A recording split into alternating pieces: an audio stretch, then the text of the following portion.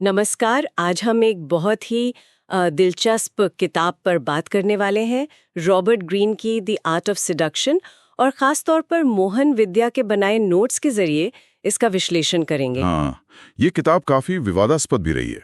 ये आकर्षण, मोह और यहाँ तक कि शक्ति के मनोविज्ञान को एक बिल्कुल अलग नजरिए से देखती है। बिल्कुल। और जैसा ग्रीन कहते हैं, और नोट्स में भी ये बात उभर कर आती है कि ये सिर्फ कोई रोमांटिक खेल नहीं है। नहीं नहीं, ये तो सत्ता, नियंत्रण और साइकोलॉजी का एक तरह से शतरंज है। सही।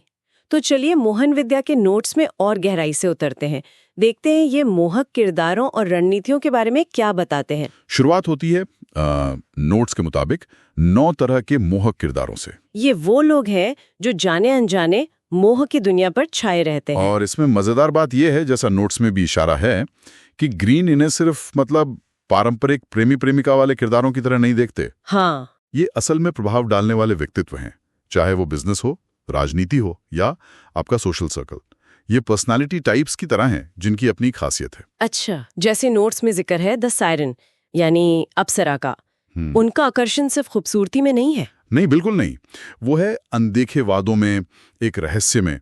नोट्स कहते हैं ये कल्पना को जगाता है। और ये इतना प्रभावी क्यों है? क्योंकि इंसान देखा जाए तो सीधे जवाबों से ज्यादा संभावनाओं की तरफ खिंचता है।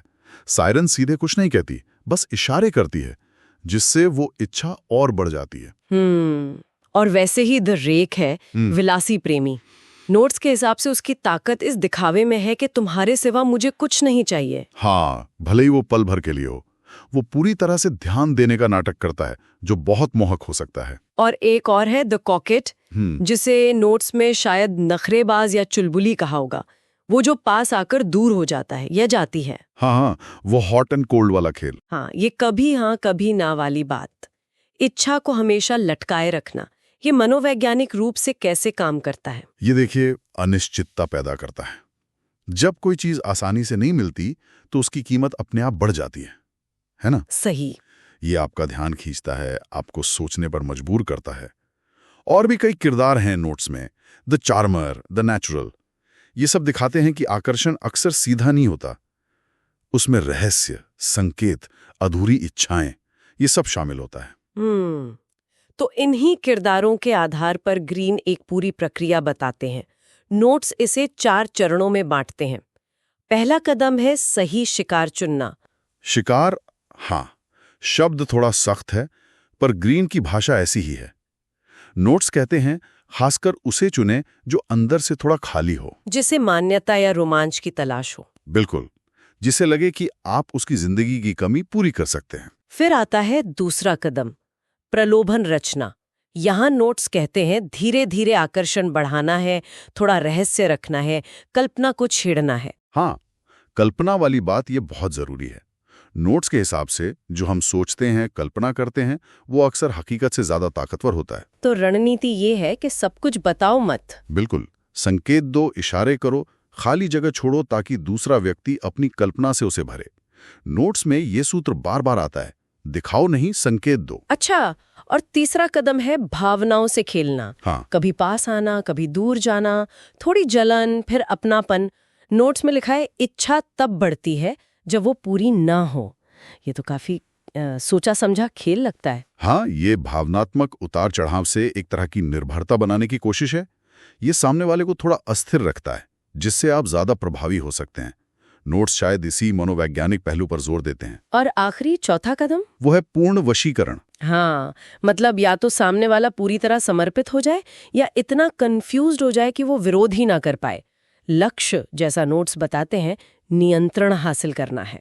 इन चरणों के अलावा नोट्स में कुछ खास सूत्र भी हैं, जैसे कल्पना हकीकत से ज्यादा मोहक है, अधूरी इच्छा आकर्षण बढ़ाती है, रहस्य बनाए रखो। और एक बहुत अहम सूत्र जिस पर मोहन विद्या ने शायद नोट्स में खास ध्यान दिया है, वो है मिरर बनना, आईना बनना। आईना बनना, इसका क्या मतलब हुआ? इसका मतलब है सामने वाले की भावनाओं, उसकी जरूरतों, यहां तक कि उसकी भाषा और अंदाज को प्रतिबिंबित करना। कॉपी करना नहीं, बल्कि समझना और वैसा ही दर्शाना। अच्छा। जब लोग खुद की झलक आप में देखते हैं तो उन्हें गहरा कनेक्शन महसूस होता है। ये सहानुभूति बनाने की बहुत शक्तिशाली तकनीक है। वाह, ये सुनने में तो बहुत पावरफुल लगता है। लेकिन नोट्स में ग्रीन की चेतावनी का भी जिक्र है ना, कि इसका गलत इस्तेमाल भी हो सकता है। बिल्कुल बिल्कुल। नोट्स ये साफ करते हैं कि ग्रीन ये सब नैतिक शिक्षा के लिए नहीं लिख रहे हैं। वो मानव स्वभाव और शक्ति की गतिशीलता को समझने की कोशिश कर रहे हैं। और वो खुद चेतावनी देते हैं कि इन तकनीकों का दुरुपयोग हो सकता है और होता भी है। ये सिर्फ रोमांस नहीं, इसमें पावर, पॉलिटिक्स, अहंकार ये सब गहरे जुड़े हैं। नोट्स शायद इसी जटिलता और नैतिक सवालों को भी सामने लाते हैं। तो मोहन विद्या के इन नोट से गुजरते हुए एक बात तो साफ है, द आर्ट ऑफ सिडक्शन आकर्षण को सिर्फ सतह पर नहीं देखती। ये नोट्स इसे मनोविज्ञान, रणनीति और हाँ, सत्ता के खेल के तौर पर परत दर परत खोलते हैं। सही कहा।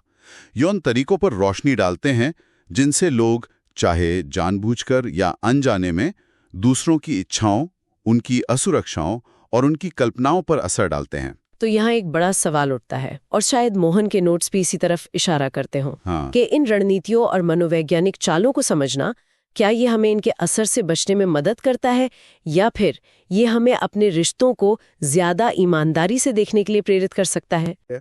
इसे समझना एक बात है, और इसे कैसे इस्तेमाल किया जाए या इसके इस्तेमाल से कैसे बचा जाए, ये बिल्कुल दूसरी बात है। इस पर विचार करना जरूरी है।